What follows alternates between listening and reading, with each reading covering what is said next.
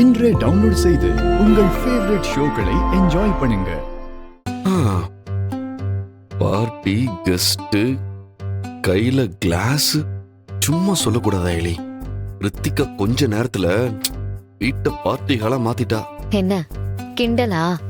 நானே எப்போ என்ன பிரச்சனை வருமோன்னு பதட்டத்திலேயே இருக்கேன். ஐலி, பிரச்சனை வருமானலாம் யோசிக்காத, கண்டிப்பா வரும். அதுக்கு தானே இந்த ஏற்பாடு. இப்போ நம்ம டாஸ்க் என்னன்னு தெரியுமா? வரப்போற பிரச்சனை எதை பத்தின்னு கண்டுபிடிக்கிறது தான். பரா, நான் ஒண்ணு நெகட்டிவாலாம் பேசல, பிராக்டிகலா தான் சொல்றேன். அதுவும் கரெக்ட் தான். இவ்ளோ பேரை வர வச்சுட்டு ரித்திகா எப்படி அமைதியா இருப்பா? அண்ணிய வேற இங்க வர வச்சிருக்கா. சோ அவங்கள வச்சுதான் ஏதாவது பண்ணுவா. கரெக்ட்.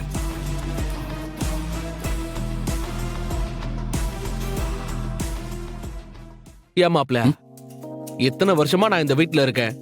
என்னைக்காவது இந்த மாதிரி நீ இப்படி பார்ட்டி கொடுத்திருக்கியா? ஆனா சிஸ்டரை பாத்தியா, வீட்டுக்கு வந்த கொஞ்ச நாள்லயே இப்படி ஒரு பார்ட்டி கொடுத்து அசத்தி போட்டாங்களே. கண்டிப்பா இது பெரிய விஷயம் தான். ஏன்னா அன்னைக்கு நல்ல போஸ்டிங்ல வேலை கிடைச்சிருக்கு. அதுக்கு அவங்க எல்லாருக்கும் பார்ட்டி கொடுக்கறாங்க, ஓகே. ஆனா அதுக்கு காரணம் என் அண்ணன் தானே. இவர் அண்ணிய வேலைக்கு போக வேண்டான்னு சொல்லிருந்தா அன்னைக்கு இப்படி ஒரு ஆஃபர் கிடைச்சிருக்குமா? அதெல்லாம் புருஷன் அமையறத பொறுத்துதான் இருக்கு. போதும் போதும், எங்க போனாலும் நீ கடைசியில என்கிட்ட தானே வருவ.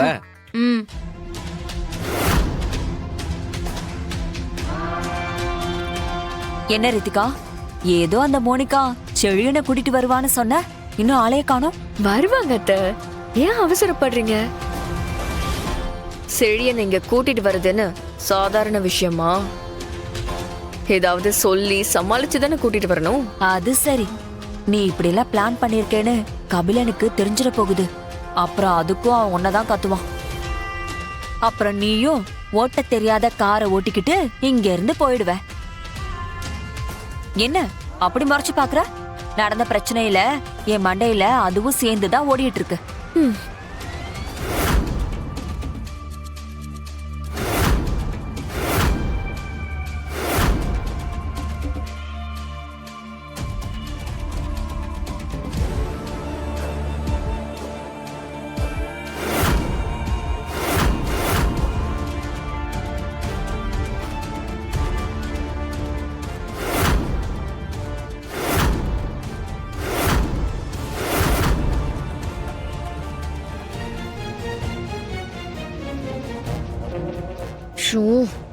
இவ இதுக்கு இங்க வந்தா? பின்ன இவ வராம? இவ தானே ரித்திகாவோட முதலாளி. வந்தவ சும்மா வந்தாளா? வேணும்னே பிரச்சனை பண்றதுக்கு செழியன் அண்ணனையும் கூடவே கூட்டிட்டு வந்திருக்கா. இப்ப அடுத்து என்ன நடக்க போகுதுன்னே தெரியலையே.